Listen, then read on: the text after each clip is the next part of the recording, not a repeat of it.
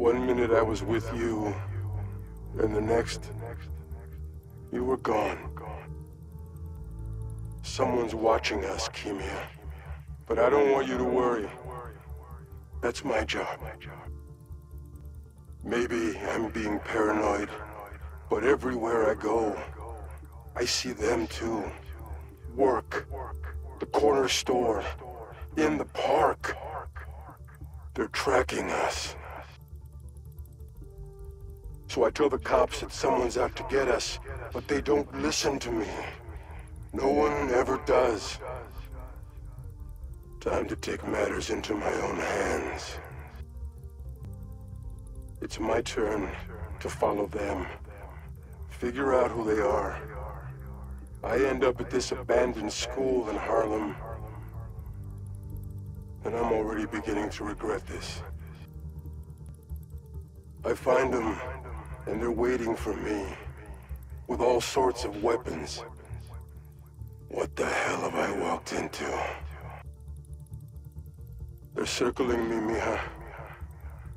Oh, wishing I'd just stayed home with you, Kimia. Helped you with your homework. Made you the one meal that I know how to cook. But it's too late now. I ask them what they want, and all they say is, the beast inside me. But that ain't been me for a long time. Just like I promised you. I tell them to leave us alone, but they don't care. They shoot me with a net, try to hold me down. I was sand before I knew it. I'm so ashamed, but I had no choice. I gotta get back to you. I lose the creeps at the school and come home. Walk through the front door. But you're not there. They are. What have they done to you, Kimia? I start yelling, losing my cool. If they did anything to you, I can feel the sand about to take over. And then they splash me with some chemical. Don't know what it is, but trying my hardest to stay awake. I'm fading fast until I see black. I wake up in some kind of dungeon. Lots of empty cells around. You're not here. But are you okay? They say their boss is coming soon, and that he wants to meet me. I'm not waiting around. Sorry to break our promise, Kimmy, but I'll tear this city apart to find you. I tried to be the best dad for you, Kimia. I really did.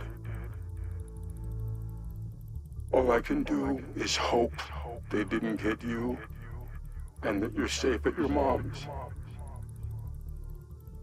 I love you so much, Mija. We'll be together again one day. I know it. Never thrown a flying disc across rooftops before, but my neighbor and I used to talk to each other at night using flashlights and Morse code. Guess Teo must be doing pretty well if he has his own copycats now. We gotta have the best outdoor chess talent in the world, right? Or at least we got the most. I mean, I get it. Beaches are packed this time of year. I thought this was the coolest bridge when I was growing up. And now that I get to swing across it every week, I know it is. Props to these people. They've lasted way longer than the Roxxon protesters. This court used to be free. Then some startup bought the building and put in a membership program. I've seen them show up every day to do these dance-offs. I kinda wanna jump in. But mostly just wanna stare and all. I gotta be honest, none of this sounds that ridiculous for New York. Dad taught me all about ball right here. We watch a game, play one, then repeat until the sun went down, and one time until it came back up. My drama teacher, Mr. Nichols. He still goes out for auditions because he wants to learn more to teach us. What a legend. I always get inspired here. Just the back and forth, listening and responding, full improv. The only conversations I'll never get bored of. Love is love. The timekeeper, an ESU legend. He's been making sure students stay safe and get to class on time forever. Hope I get to know him if I get in. Wow. I remember when they were sharing a table with a smash burger vendor at the Harlem Street Fair. Good for them. I played baseball here one summer with kids from school. We'd run around challenging other teams, talking ourselves up, but we lost every game. This is where I saw Spider-Man for the first time.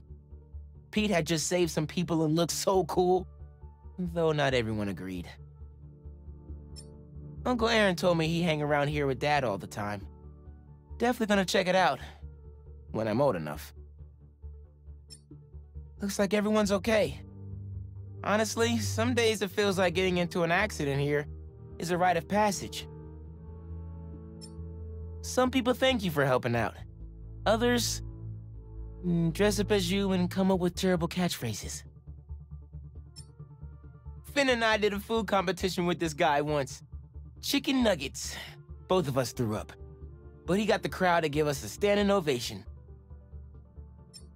Dad swore by this place. Took him weeks to get me and Ma to try it. But once we did, we became converts for life. Love going to the matches with Ma. She always cheers when they break out the chairs. Like, a lot. First things first, we have to put together a pitch for investors. Wait, Cole, are you recording? Yep, we're rolling. I don't understand why we have to record all this. Because we're all going to be famous one day. And our fans are going to want to peek behind the curtain, so to speak. Ugh, okay. Well, for the pitch, I can put together a prototype illusion that will blow your mind. Great idea. We also still need to come up with a name for our attractions. How about Mysteriums? No. We will not use the name Mysterio in any way, shape, or form. People are gonna call you Mysterio whether you like it or not. But I am not Mysterio anymore. I am Quentin Beck, Master Illusionist. Beck didn't want to be a bad guy anymore. Good for him. Okay, let's talk image. We'll want to assure investors you're not the criminal you once were. I've done my time. Shouldn't that be enough? Unfortunately not. Let's talk about your origin. What led you to become Mysterio in the first place? Is this really necessary? If you want to be successful, yes. I guess it was ego, mostly. We all have egos, Quentin. Oh, not like mine. Former supervillain has a big ego. Go figure.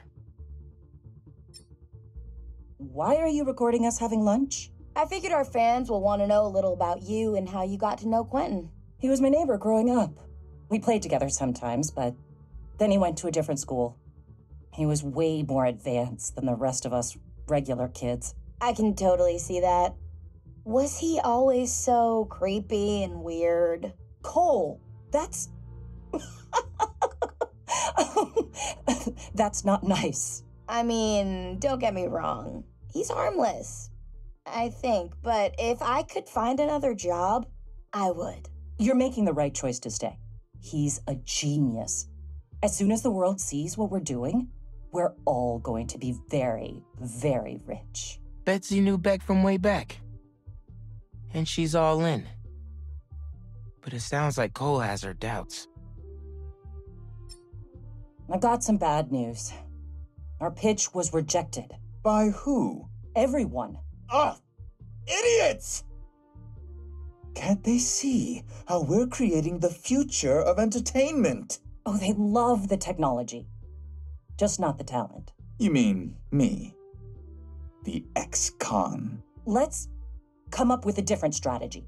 We've got something amazing here. We can make this work. Somehow. I feel bad for Beck. Gotta be tough trying to shake a reputation like that. Gather round, team. Got some good news. We got our funding. Finally. Who's the investor? Me. I secured a business loan with some appalling terms, but at least it got approved. Betsy, I'm flattered you'd put so much faith in me. But Not just you, Quentin. In all three of us. I have full confidence we will make this venture successful. Betsy went all in on Beck. She must really believe in him. Quentin, we need to talk. as you can see, I'm busy. I'm sensing some emotions from you right now. Emotions. You know, when I was in prison, I learned a lot about emotions. How to control them. I know you're upset about the whole Mysterium thing, Quentin. But you need to get on board here. The Mysterio name is marketable.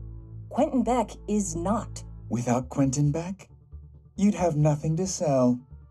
So it seems like you need to get on board with me and my emotions. Sounds like things were getting spicy between Betsy and Beck. Cole, you're bleeding. Yeah, I know. What the hell, man? It appears to be a minor injury. Wait, these illusions are just illusions, right? I think I cracked a tooth. Well, the illusions should be harmless. Unless someone's doing something they shouldn't be doing. Right, Cole? Don't look at me like that. This was not my fault. Well then, this is quite the mystery. Was Cole hurt in an accident? Or did Beck do it on purpose because he was salty about having to use the name Mysterio? Quentin, we have to talk. You seem to want to talk a lot. But what is it that you actually do as part of this endeavor? Cole discovered some hidden routines in the Mysterium code. We can scan bank cards in our customers' pockets? A 21st century parlor trick. We use that information to look at their purchase history, browsing history, create a bespoke world that makes our audience believe in the unbelievable. But if it gets out that we have people's bank information...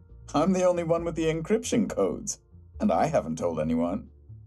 What about you? No, of course not. Then as long as you and Cole keep it to yourselves, our secret is safe. Right? Right. Beck was scanning people's credit cards to customize his illusions? Sounds like something the old Mysterio would do. You sure he's not listening?